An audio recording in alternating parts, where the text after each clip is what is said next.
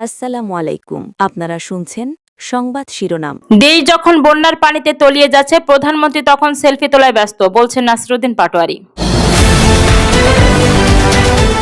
জানাবো, বিএনপি পাহারা না দিলে আওয়ামী লীগ এনসিপির নেতাদের গিরে ফেলতো, বলছেন রাশেদ খান। ছাত্র শিবির থেকে বিদায় নিলেন সাদিক কায়েম।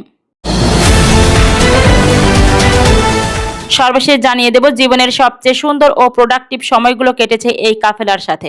শুনছিলেন সংবাদ শিরোনাম, এখন থাকছে বিস্তারিত। দেশ যখন বন্যার পানিতে তলিয়ে যাচ্ছে, প্রধানমন্ত্রী তখন সেলফি তোলায় ব্যস্ত।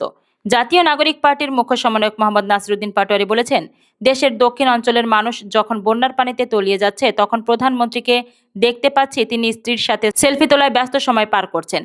আমরা এর ধিক্কার জানাই। দেশের মানুষ এখন বন্যার পানিতে ভেসে সব হারিয়ে দিশেহারা হয়ে পড়েছে। রোববার 12 জুলাই সন্ধ্যা জুলাই পথসভা শেষে নিয়ামতপুর উপজেলা পরিষদের প্রধান ফটকের সামনে অস্থায়ী মঞ্চে প্রধান অতিথির বক্তব্যে তিনি এসব কথা বলেন।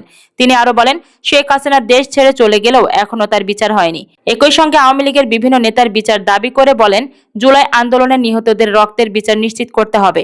দেশের সংস্কার ও সাবেক প্রধানমন্ত্রী শেখ হাসিনার বিচার বাস্তবায়ন না হলে বিএনপি সরকারের বিরুদ্ধে আন্দোলন গড়ে তোলা হবে। বক্তব্যে তিনি আরো বলেন, নির্বাচনের আগে একটি দলের রাজনৈতিক নেতারা নানা প্রতিশ্রুতি দিলেও নির্বাচনের পর জনগণের পাশে নেই। স্থানীয় সরকার নির্বাচনে আমরা এককভাবে নির্বাচন করব।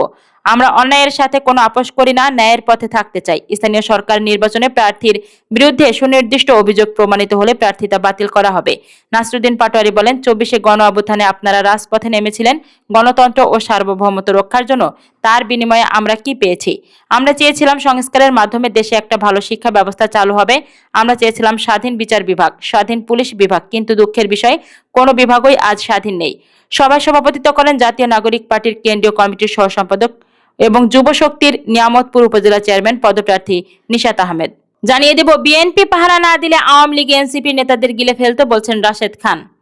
বিএনপির উদ্দেশ্যে জাতীয় নাগরিক পার্টির এনসিপির মুখ্য সমন্বয়ক মোহাম্মদ নাসিরুদ্দিন পাটোয়ারির দেওয়া বক্তব্যের প্রতিক্রিয়া জানিয়েছেন বিএনপি নেতা ও গণ অধিকার পরিষদের সাবেক সাধারণ সম্পাদক রাশেদ খান। তিনি দাবি করেছেন, বিএনপির প্রতিরোধ না গড়ে তুললে কার্যক্রম নিষিদ্ধ আওয়ামী লীগই এনসিপির নেতাদের রাজনৈতিকভাবে কোণঠাসা করে দিত। সোমবার 13 জুলাই নিজের ভেরিফাইড ফেসবুক অ্যাকাউন্টে দেওয়া এক পোস্টে রাশেদ খান এসব কথা বলেন। এর আগে রোববার নওগাঁয় এক অনুষ্ঠানে নাসিরুদ্দিন পাটোয়ারি বিএনপির উদ্দেশ্যে হুঁশিয়ারিমূলক বক্তব্য দেন। তিনি বলেন, আমরা যদি ভালো মতন একটু গরম দেখাই, শেখ হাসিনা তো দিল্লিতে পালাইছে, আপনি কই পালাবেন? বঙ্গোপসাগরে? বঙ্গোপসাগরেও পালানোর জায়গা পাইবেন না। এর জবাবে রাশেদ খান ফেসবুক পোস্টে লেখেন, এনসিপির এক নেতা বিএনপিকে বঙ্গোপসাগরে পাঠানোর হুমকি দিয়েছেন। তবে তার দাবি, বিএনপি যদি আওয়ামী লীগের বিরুদ্ধে অবস্থান কিছুটা শিথিল করত, তাহলে আওয়ামী লীগের নেতারাই এনসিপি নেতাদের রাজনৈতিকভাবে মোকাবেলা করতেন।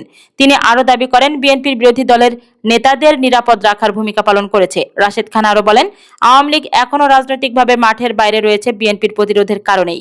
তার ভাষ্য, আওয়ামী লীগের মোকাবেলার সক্ষমতা বিএনপি ছাড়া অন্য কোনো দলের নেই। একই সঙ্গে তিনি অভিযোগ করেন, ভোটের রাজনীতির স্বার্থে আওয়ামী লীগের সঙ্গে সমঝোতার ইঙ্গিত দিয়েছেন এমন কিছু রাজনৈতিক শক্তির নেতারা এখন সে বাস্তবতা স্বীকার করছেন।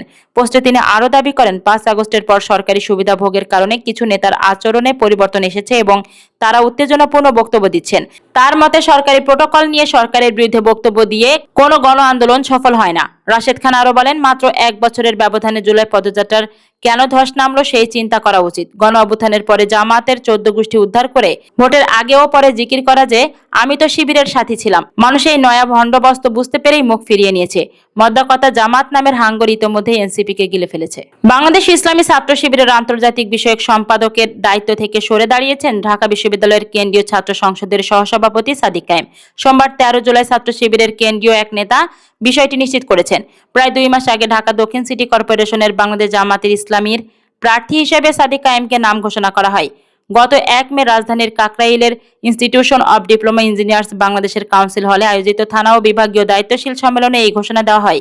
এরপর ছাত্র শিবিরের পক্ষ থেকে জানানো হয়, ছাত্র শিবিরের পদে থেকে কোনো রাজনৈতিক দলের পক্ষে নির্বাচনের সুযোগ নেই। ইসলামী ছাত্র শিবিরের ঢাকা বিশ্ববিদ্যালয় শাখার সভাপতি এস.এম. ফরাদ জানিয়েছে, বাংলাদেশ ইসলামী ছাত্র শিবিরের বর্তমান সেশনের সন্ন্যাসীকে সাদিক কায়েম সহ বেশ কয়েকজন সম্পাদকের সাংগঠনিক ছুটি হয়েছে। তারা হলেন কেন্দ্রীয় আন্তর্জাতিক সম্পাদক সাদিক কায়েম, কেন্দ্রীয় মিডিয়া সম্পাদক মুতাসিম বিল্লাল শাহেদী, কেন্দ্রীয় HRD সম্পাদক শরীফ মাহমুদ।